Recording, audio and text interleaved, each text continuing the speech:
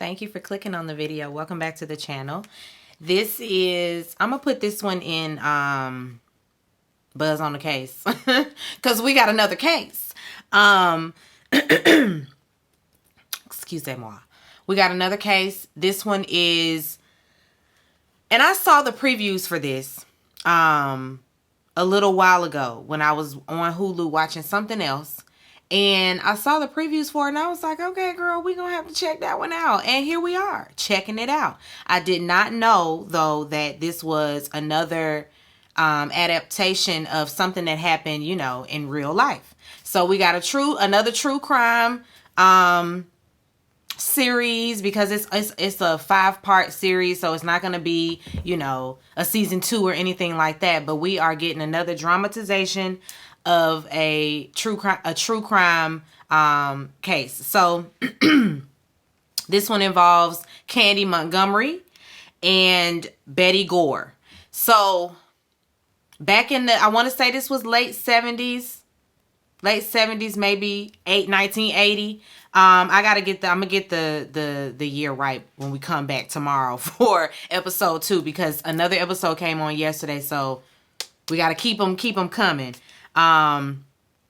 Anyway, so Candy Montgomery, she's a housewife, and this is Jessica Biel's character. She is playing Candy Montgomery, and already,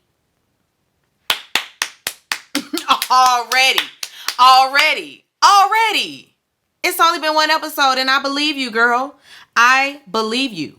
She's doing a great job. And I think that this is going to be good. She looks like the lady. This is good. Anyway, Candy Montgomery, she's a housewife, and I would say, like, her character is very Stepford wife. You know, she is probably on all the boards, you know, the president of the PTA, the president of the HOA. She's just, you know, in charge of the girls. Like, or should I say, she's one of those moms that likes to be busy and doing a whole lot of things, and you know, she likes to, you know, keep herself busy. She's at the forefront. She's on this board and that board. She's, you know, popular within her neighborhood. She's just one of those housewives. And this particular weekend, she's babysitting a friend's daughter, her friend Betty Gore. Her husband works out of town, and she just had a baby. And so she has her oldest daughter over there with her. It's a slumber party. She's never spent the night more than one night, but Candy, you know, calls over there and, you know, offers to keep her an extra night so that she can take the girls, well, the kids, because she has a son as well, but to take the kids to the movies. I want to say this is when Star Wars came out, and it's all the rave. And so they want to take the kids to see Star Wars. Betty Gore. She is married to Alan Gore, who, like I said, works out of town. He travels for work. And in their scenes, and by the way, I'm just going to give you guys like a breakdown of the characters for this one, because this one, I don't have a whole lot of notes for it, because I wanted to see what we was dealing with first before I decided to review it or not. But since it's good, and I want y'all to go around there and watch it. If you have Hulu, you don't have it, listen, don't spread yourself thin trying to go purchase another subscription. But if you have Hulu, this one is going to be a good watch. You know, you can binge it after it's over, after 5 days, or you can, you know, dive right in like I'm doing. But anyway, in their scenes, Betty, you know, like I said, she just had the baby, and it's obvious that she's dealing with some form of depression. I was thinking postpartum depression, but after I read up on everything, I'm gonna go with something else, but we'll get there. It's obvious she's in a downtrodden state, and her husband leaves anyway. She tells him, I don't like it when you leave. Can you just please stay? He's no help at all. He is no help at all with that baby. They wake up, you know, they're waking up to the baby crying, of course. And she goes and sees about the baby. He gets up and starts his day. He ain't helped make no bottle or none of that. He made himself some coffee, sat down and read the morning paper, let the dogs out, you know, for a run. And that was that. And she's sitting in there rocking the baby, looking like she's about to spaz any moment now. He doesn't care. He's packing a bag. He's headed to wherever he headed to. And he leaves her in that depressed state. And I was thinking,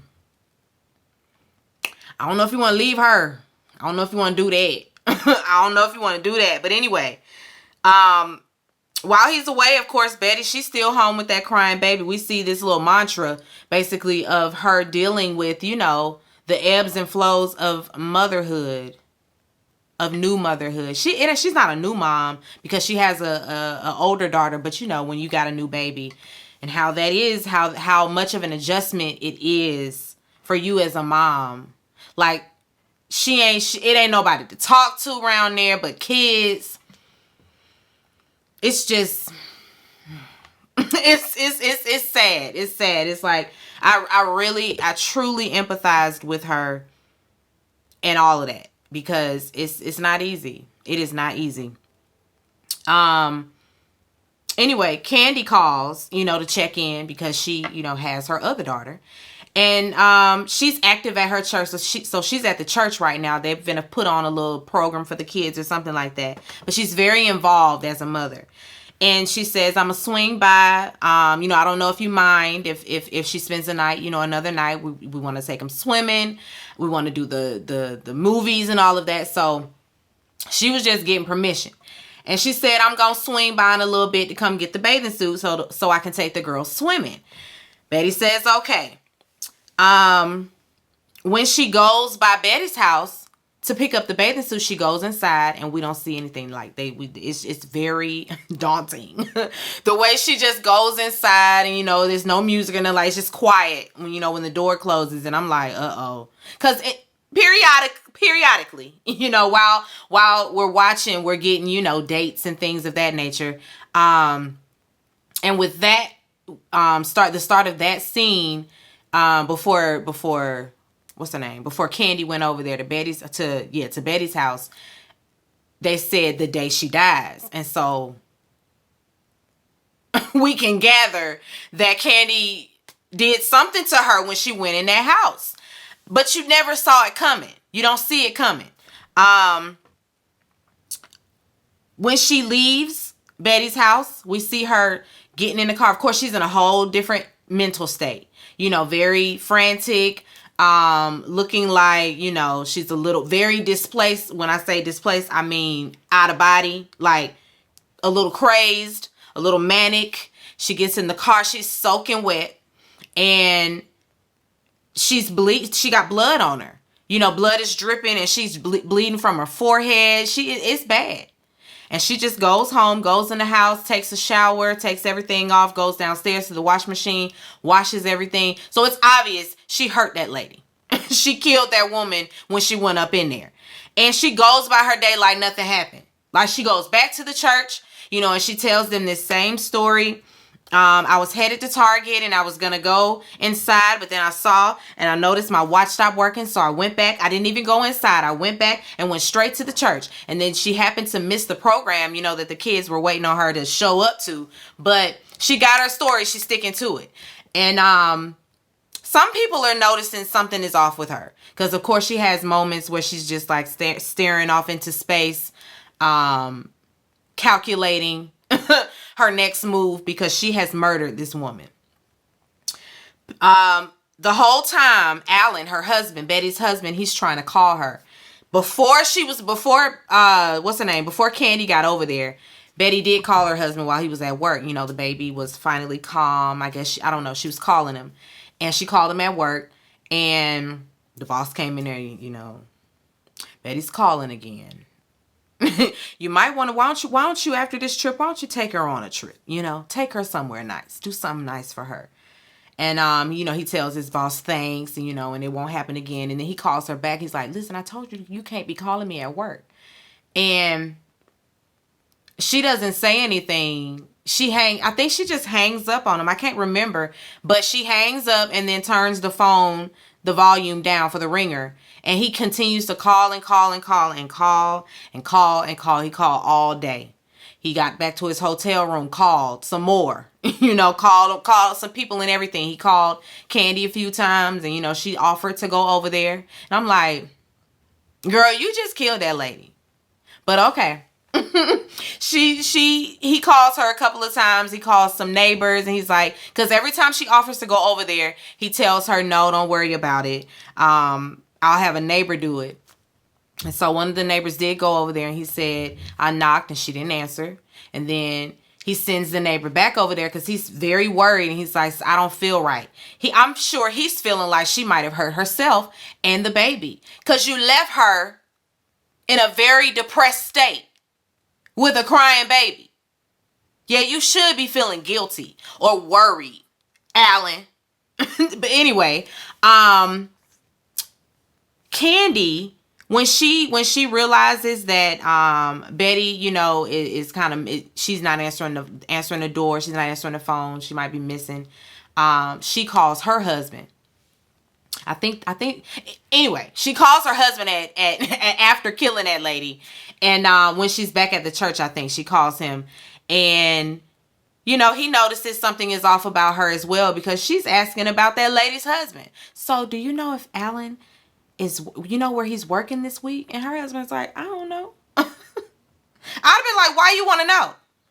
Hold that right there, because that is going to be important information when I tell y'all what I found out on Google. But anyway, Alan is calling throughout the night. He's continuously calling Betty, and she's not answering. He gets the neighbor to go back over there, and he's like, listen, I don't care how you get in there, but get in that house, because I don't know what's going on, but I need you to go and get in the house. So the neighbor put his shoes back on, and he go back over there and looks inside, and he's like, damn, her car is in the garage. So he calls back. He's like, her car is in the garage, and she ain't answering the door, and the lights are on. And he's like, get in there. And so they see another neighbor come strolling up, and he got his gun. He like, oh, he told me to come on around here. The wife told me to bring the gun. You ready to go inside? And so they go inside, and then another neighbor show up with his bag. He's like, oh, and your wife sent me for your backup. And so let's go on in there. So the three of them get inside, and when they go to the front door, they notice the door is open. So they go inside. It's quiet, everybody's like, uh-oh. And the baby is in there too. Oh, I forgot to tell y'all, all day the baby was just crying, of course. We keep going back to the house, and the baby is just in there bawling. I said the neighbors can't hear that baby in there crying, but maybe they thought that, they know she got a baby. I guess people didn't worry about that kind of stuff, but a baby crying all day, yeah, you're going to have to go around there and knock on the door. Is everything all right? Can I help you with her? Like, I can help you with the baby. Let me try to see if I can calm the baby down. Because at this point, it's 11 p.m. and the baby been crying since 11 a.m. So let me see what I can do to help, but nobody went around there. That baby was just in there crying. But at this time, baby's quiet, because that's what babies do. After a while, it's like, I guess ain't nobody coming. So what sense is it for me to cry? She ain't coming up in here. I might as well just be quiet, or the baby done cried itself hoarse. Eden used to do that. Just be like, girl, you gonna cry yourself, and you ain't gonna have no voice. And she didn't. Just be just airy. Just stop. Anyway, they go inside, and they looking around, and they look in the bathroom, and the bath mat has blood. It's soaked in blood. Okay. Now they really nervous. Okay, they go in there, and they see the baby. The baby, she just sitting up in the crib, just sitting there, She has blood all over her, like somebody with bloody hands took her and put her in the crib. And so the neighbor takes the baby to his wife, it's like, call the police. We're going back around there to see where Betty is. And so one of the neighbors, he sees this door that's closed, and so they open it, and there Betty is. He don't even go all the way in. He kind of like peeks in there and sees her bloody legs on the floor and slams it shut. Then the other neighbor goes and takes a look to see what's what.